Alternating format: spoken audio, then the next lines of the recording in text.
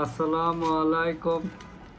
হাসান খালেদ, সভাপতি, বাংলাদেশ তৃণমূল পার্টি, আপনাদের সাথে।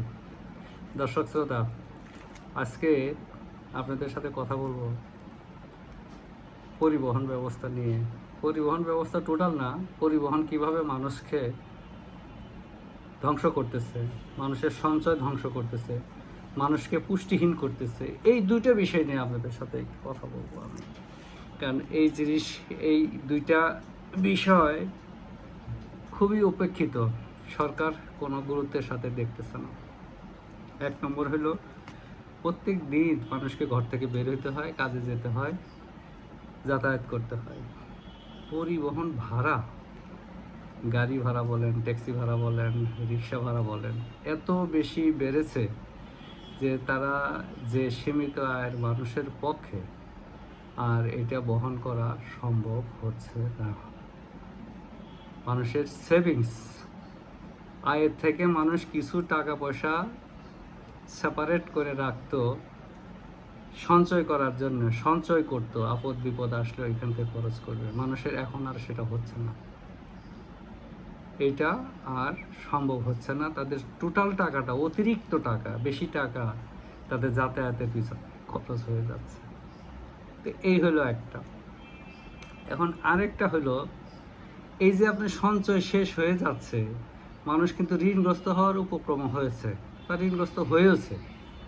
তো এর ফলে মানুষ খাদ্য কমিয়ে দিয়েছে, কারণ ঘর থেকে বের হলেই তো টাকা লাগবে, কিন্তু খাদ্য এক মুঠ কম খেলে অসুবিধা কি? খাদ্য এক মুঠ কম খেলে তো অসুবিধা নাই।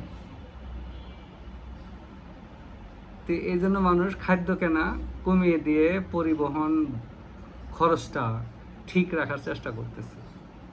তো খাদ্য যদি কম খায় তাহলে তো পুষ্টিহীনতায় ভুগবে, পুষ্টি পাবে না, তবে কর্মক্ষমতা হারিয়ে ফেলবে না,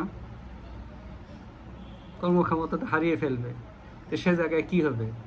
তার এফিসিয়েন্সি, দক্ষতা কমে যাবে না?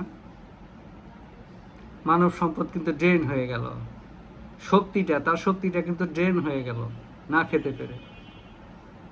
তো এই দুইটা জিনিস সরকারকে দেখা দরকার।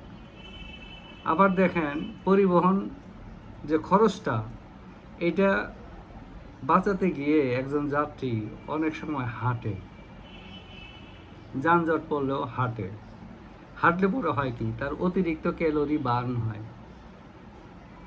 ওইদিকে সে খাবার কমাইছে, এদিকে তার অতিরিক্ত ক্যালোরি বার্ন হচ্ছে। তাহলে সে কয়দিন বাঁচবে?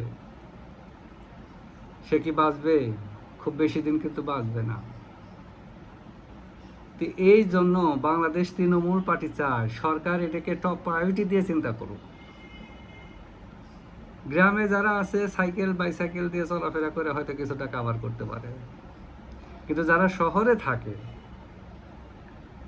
তাদের তো ঘর থেকে বের হলেই গাড়িতে উঠতে হয়, তাদের জন্য খুব সমস্যা হয়ে যায়।